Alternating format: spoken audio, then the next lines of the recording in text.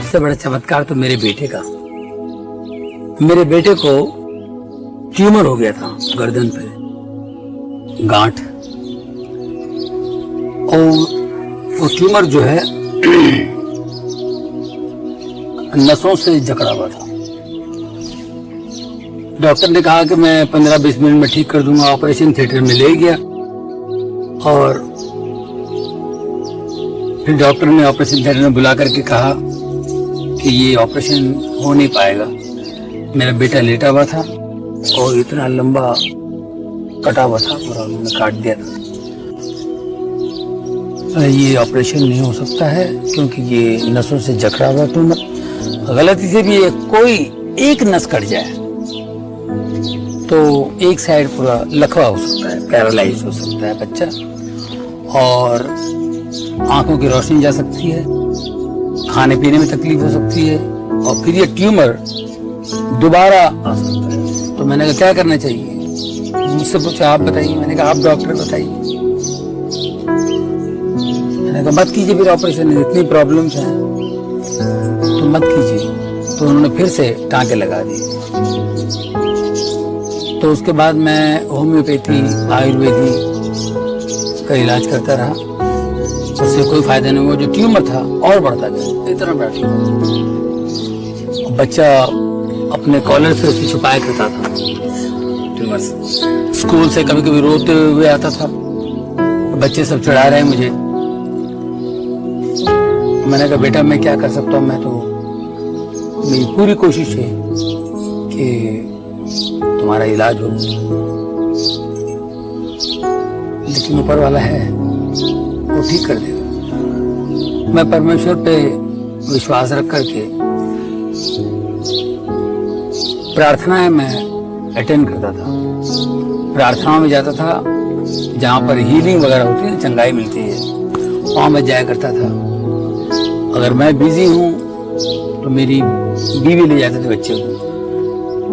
हमेशा हर पास्टर ने कहा कि ये ठीक हो जाएगा, प्रभु यीशु से ठीक करेंगे। कैसे करेंगे, कब करेंगे उनको पता है, लेकिन ये ठीक हो जाएगा। तो मैंने अपने बेटे से कहा कि भाई तुम्हें कहीं घूमना है छुट्टियों में, जहां बोलो मैं ले जाऊंगा, लेकिन इस ट्यूमर का जिक्र मुझसे मत करना। 2002 में मैं अपने बच्चों को घुमाने के लिए अमेरिका ले गया। तो वहां पर एक प्रेयर मीटिंग में मैं खड़ा हुआ था, प्रेयर कर रहा था। तो एक पासबान साहब पास्टर वहां से गुजर रहे थे, उनकी नजर पड़ी मेरे बच्चे के ट्यूमर पे। उन्होंने पूछा ये क्या है, मैंने कहा जी ये ट्यूमर है। बोले इसको ले जाओ फलाने हॉस्पिटल में, न्यूयॉर्क में स्लोन केटरिंग हॉस्पिटल, और प्रभु इसको ठीक करना चाहता है, इसको ले जाओ।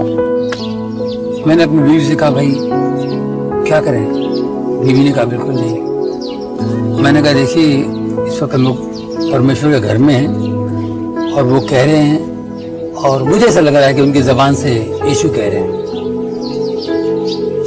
मेरी बीवी ने कहा कि 2002 है, 2003 में करते हैं, अभी 6 महीने तो बाकी है। मैंने कहा 2 और 3 का क्या चक्कर है भाई, आपको तो विश्वास करना है।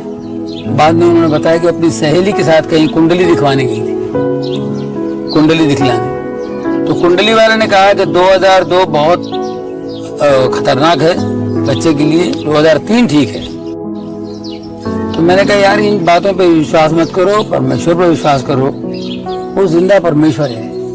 तो मेरी बीवी ने कहा अगर वो जिंदा परमेश्वर है तो आप उनसे मांगिए, प्रार्थना कीजिए, अगर वो आपसे बात करते हैं तो हम ऑपरेशन करवा लें। तो मैंने उसी वक्त घुटने टेक करके प्रार्थना की। मैंने कहा यीशु मुझे बताओ, मुझे कुछ समझ नहीं आया, मैं ऑपरेशन करूं या नहीं करूं। तो मुझे आवाज आई कि बेटा ऑपरेशन कर, मैं तेरे साथ हूं, डर मत।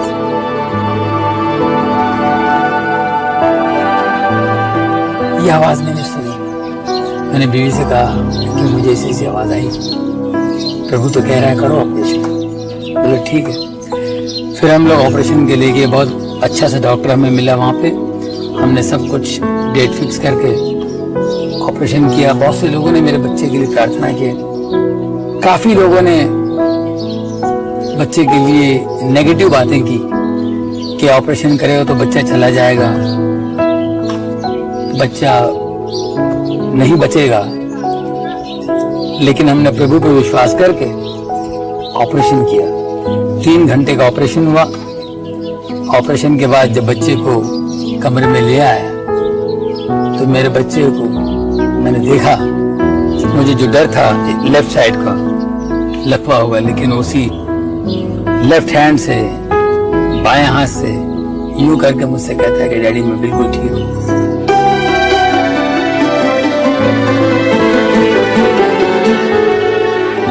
उसे जरा भी तकलीफ नहीं, बिल्कुल ठीक हुआ। सब लोगों ने कहा यह असंभव है, लेकिन असंभव को संभव करने वाला परमेश्वर, परमेश्वर का पुत्र यीशु है। कमाल है जॉनी भाई, आपकी ये दर्द भरी बातें सुनकर मेरा तो यीशु में विश्वास और भी बढ़ गया। जॉनी भाई और भी बताइए, आप कह रहे थे ऐसी कई घटनाएं घटी हैं आपके साथ। कई घटनाएं घटी, पर हम लोग भूल जाते हैं। वो हमेशा भलाई करता है, हम लोग नजरअंदाज करते हैं। मेरे बेटे के साथ ये अद्भुत चमत्कार हो जाने के बाद मैंने सोचा मेरे अंदर जितनी गलतियां हैं, गंदगी है, उसको बाहर फेंक दूं। सबसे पहले मैंने शराब छोड़ दी, जो कि मैं बहुत पिया करता था। सिगरेट छोड़ दी, जुआ खेलता था, जुआ छोड़ दी, देर रात दोस्तों के साथ बैठता था, वो छोड़ दी मैंने। और फिर मैंने सोचा कि मैं गली गली गांव-गांव जाऊंगा और यीशु के चमत्कार कामों का वर्णन करूंगा, सबको बताऊंगा, उनकी बढ़ाई करूंगा, ताकि वो बढ़े, हम घटे। सही बात है साहब, आपकी तरह और कितने ही लोग बदले होंगे। हम तो खुद ही पूरी तरह बदल गए हैं और तय कर लिया है हमने, यीशु ने जो कहा है उसी के हिसाब से जिएंगे। वाह! लेकिन साहब, गांव में अभी भी काफी सारे लोग हैं जो यीशु के बारे में और जानना चाहते हैं, लेकिन हम लोग उन्हें कैसे बताएं? हम तो अभी सीख रहे, जान रहे। बस इतना ही मालूम है कि जो भी है सच है और वो दूसरों तक पहुंचाना है। नहीं तो ऐसे हो जाएगा कि सामने खजाना है और किसी की मदद ही नहीं हो पा रही। ऐसा खजाना तो बेकार ही है ना साहब।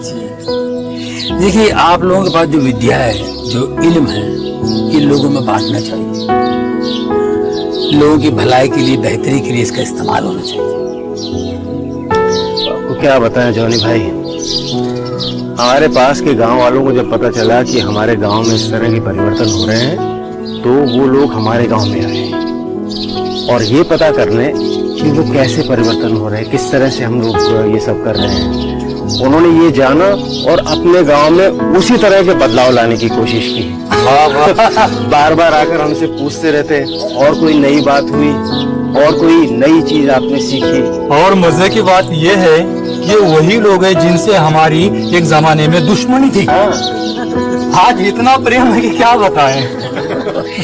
ये तो प्रभु का चमत्कार है। मैं तो कहता हूँ उनके दिखाए रास्ते पर चलेंगे, ऐसे कमाल तो होने ही है।